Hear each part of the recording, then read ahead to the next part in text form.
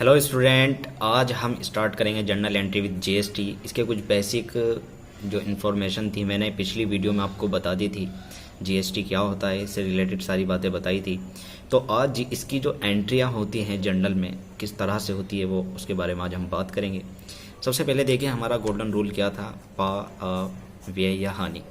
पाने वाला डेबिट होगा और पाने वाला होगा तो कोई देने वाला भी होगा। आने वाली चीज़ डेबिट होगी और जाने वाली क्रेडिट होगी। आय या हानि, व्यय या हानि डेबिट होगा और लाभ या आय वो आपकी क्रेडिट होगी। तो ये रूल था, इसी रूल पर पूरी जीएसटी जो हमने जर्नल एंट्री करी थी। तो सबसे पहले देखिए आपको क्या करना है, इसमें आपको अकाउंट कौन कौन से बनते हैं उसके बारे में बात करते हैं। इसमें सबसे पहले अकाउंट बनते हैं परचेज अकाउंट और सेल्स अकाउंट। ठीक है, परचेज अकाउंट का मतलब होता है इनवर्ड सप्लाई। इनवर्ड का मतलब हुआ कि जी इसमें गुड्स या आपकी एसेट्स आती है, क्योंकि जो भी आप माल खरीदते हैं वो आपकी एसेट्स होती है। एसेट्स क्यों होती है, देखिए अगर वर्ष लास्ट में आपका कुछ माल बच जाता है तो वो आप बैलेंस शीट में एसेट्स में दिखाएंगे, स्टॉक। ठीक है, तो ये एसेट्स होती है। हम एसेट्स खरीदते हैं, एसेट्स बेचते हैं।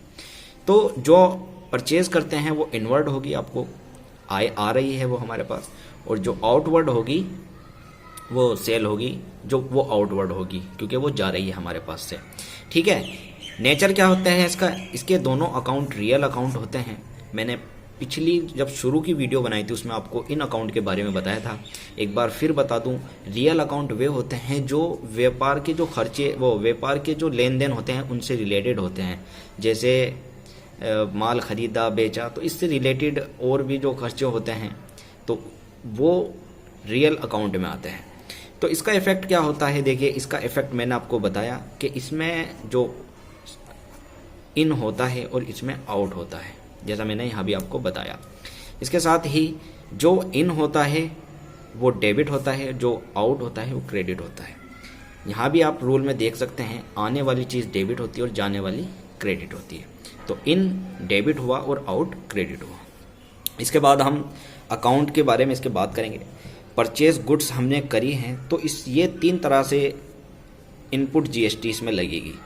कौन कौन सी लगेगी? इनपुट जीएसटी क्यों कहा है, जो इन हो रही है, जो आ रही है। तो इसके 3 इफेक्ट होते हैं, 3 तरह से इसमें जीएसटी होती है। Input CGST, input SGST. CGST SGST के बारे में पिछली वीडियो में बता दिया था, अगर नहीं समझ आया तो दोबारा उसको वीडियो को पहले देखें फिर ये वीडियो देखें। इसके बाद इसमें तीसरा होता है आईजीएसटी। सीजीएसटी और एसजीएसटी कब लगती है, जब दोनों का स्टेट सेम होता है, सेम स्टेट में परचेज हुई है। मान लीजिए कोई यूपी का बंदा है और यूपी में ही परचेज कर रहा है, तो सेम स्टेट में सीजीएसटी और एसजीएसटी लगती है। आईजीएसटी कब लगती है, अदर स्टेट का कोई बंदा है, जैसे यूपी का दिल्ली में अपना कोई परचेज या सेल कर रहा है, परचेज कर रहा है, तो वो आउट स्टेट, अदर स्टेट होगा और इस पर लगेगी इनपुट आईजीएसटी, इंटीग्रेटेड जीएसटी। ठीक है, इसके बाद नेचर क्या होता है इसका, नॉमिनल अकाउंट होता है। नॉमिनल अकाउंट, जितने भी टैक्स के अकाउंट होते हैं वो सारे नॉमिनल होते हैं। तो जो नॉमिनल अकाउंट में एक्सपेंस और लॉस होता है वो डेबिट होता है, इनकम और प्रॉफिट होता है वो क्रेडिट होता है। आप इसके रूल में भी देख सकते हैं, व्यय और हानि डेबिट और लाभ या आय वो क्रेडिट। ठीक है, तो इसी तरह ये भी होता है। तो आगे हम बात करेंगे अब सेल्स की। सेल्स में भी जीएसटी 3 तरीके से लगती है, आउटपुट जीएसटी। इसमें 3 तरीके से, आउटपुट सीजीएसटी, आउटपुट एसजीएसटी और आउटपुट आईजीएसटी। ठीक है, आउटपुट सीजीएसटी और एसजीएसटी आपने अभी पढ़ा है, सेम स्टेट के लिए लगती है, और इंटीग्रेटेड आईजीएसटी अदर स्टेट के लिए लगती है। नेचर क्या है इसका भी, ये भी नॉमिनल अकाउंट है और इसमें इनकम जो है वो इसमें इनकम हो रही है जो क्रेडिट होगा। ठीक है, इसमें डेबिट होगा, इसमें लॉस हो रहा है, एक्सपेंस हो रहा है क्योंकि हमारे पास से जा रही है, तो इसमें इनकम हो रही है तो ये क्रेडिट होगा। ठीक है, इसके बाद जर्नल की हम बात करें, इसमें जर्नल किस तरह बनती हैं। सबसे पहले नॉर्मल एंट्री बनाइए परचेज की।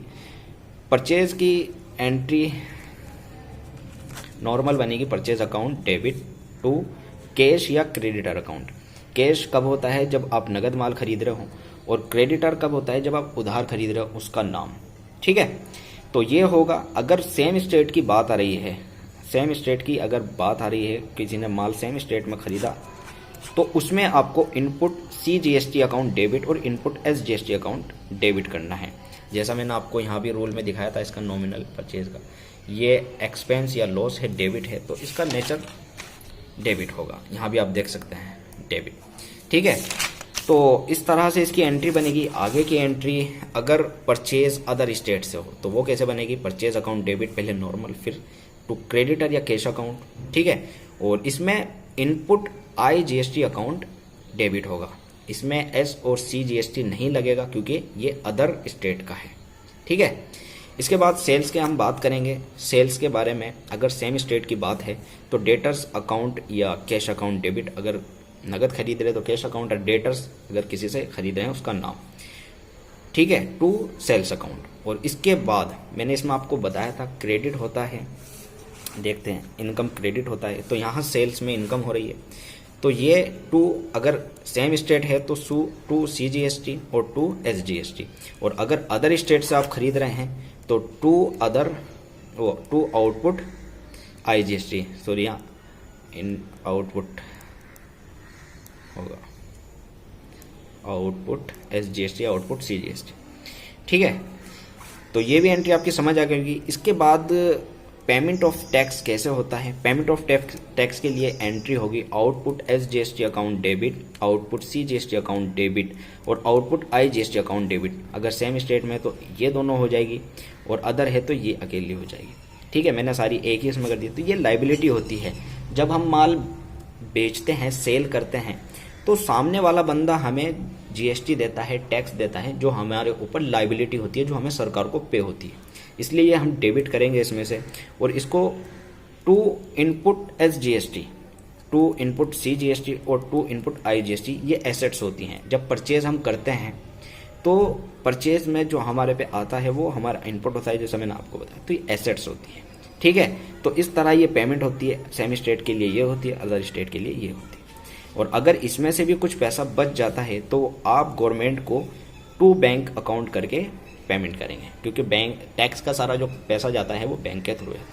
तो ये सारी एंट्री हैं टैक्स की, GST की जो एंट्रियाँ होती हैं। तो उम्मीद करता हूँ आपके समझ आएगी। तो वीडियो अगर अच्छी लगी तो लाइक करें, अगर कोई सवाल है तो कमेंट में ज़रूर बताएं। शुक्रिया, धन्यवाद।